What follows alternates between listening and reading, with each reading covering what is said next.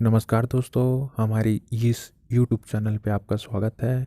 आज हम गौतम बुद्ध के द्वारा बताई गई बदनामी और नेकनामी की एक छोटी सी कहानी बताएंगे। तो आइए दोस्तों, इस कहानी को सुनते हैं। पे में पंडित रामानंद शास्त्री रहा करते थे। वे बहुत ही सदाचारी थे और हर किसी की मदद को हमेशा तैयार रहते थे।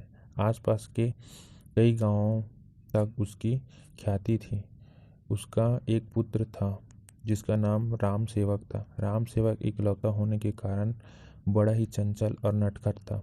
पंडित जी की हार्दिक अभिलाषा थी कि उसका बेटा विद्या प्राप्त करे और उन्हीं की तरह सदाचारी बने और पूजा पंडिताइन का काम करे। लेकिन पिताजी की इच्छा के विपरीत लड़का राम सेवक हम हमेशा शरारतें किया करता था।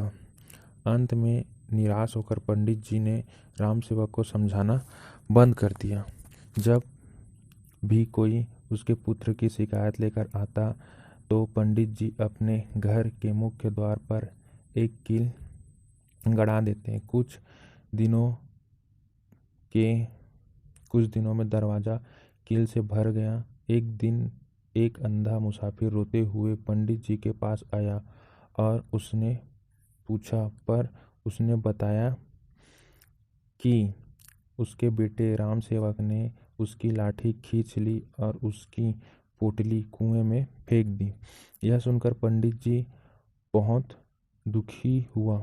उन्होंने दरवाजे की ओर देखा। उसमें केवल एक आखिरी कील के लिए जगह बची थी। पंडित जी ने उसे अंधे मुसाफिर से माफ़ी मांगकर उसे रवाना किया और कील हथौड़े लेकर दरवाजे पर जैसे ही कील ठोकनी शुरू की, उसी समय राम सेवक वहां आ पहुंचा। उसने पंडित जी की तरफ देखा और बोला, पिताजी, आप यह क्या कर रहे हैं? पंडित जी उदास मन से बोले, बेटा, मैं तेरे किए दुष्कर्मों की गिनती कर रहा हूँ। राम सेवक आश्चर्य से दरवाजे पर लगी कीलों को देखने लगा और फिर पूछ बैठा, क्या दरवाजे पर लगी सभी कीलें मेरे कारण लगी है? इस पर दुखी पंडित जी बोल उठे, हाँ मेरे नालायक बेटे, यह सब कील तुम्हारे किए हुए दुष्कर्मों की सूचक है।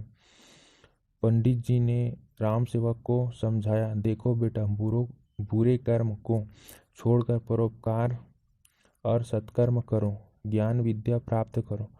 अब भी अवसर है, नहीं तो शेष जीवन पछतावा में ही बीत जाएगा। यह सुनकर राम सेवक उदास हो गया और उसने अपनी गलती का एहसास हुआ। उसने मन ही मन प्रण किया कि अब वह अच्छे कर्म करेगा और अपने पिता जी द्वारा बताए गए मार्ग पर चलेगा। एकाएक उसके व्यवहार में बदलाव आ गया। उसने लोगों को सताना बंद कर दिया और सबकी सहायता करने लगा।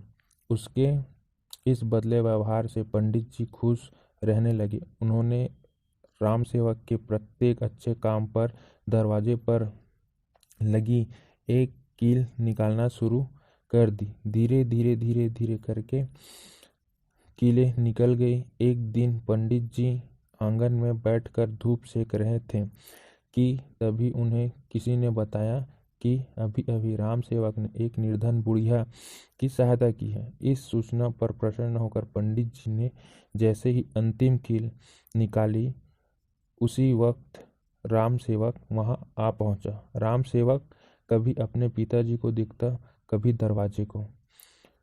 उसने कहा, पिताजी, कील तो सारी निकल गई, पर उसके निशान दरवाजे पर सदा के लिए रह गए।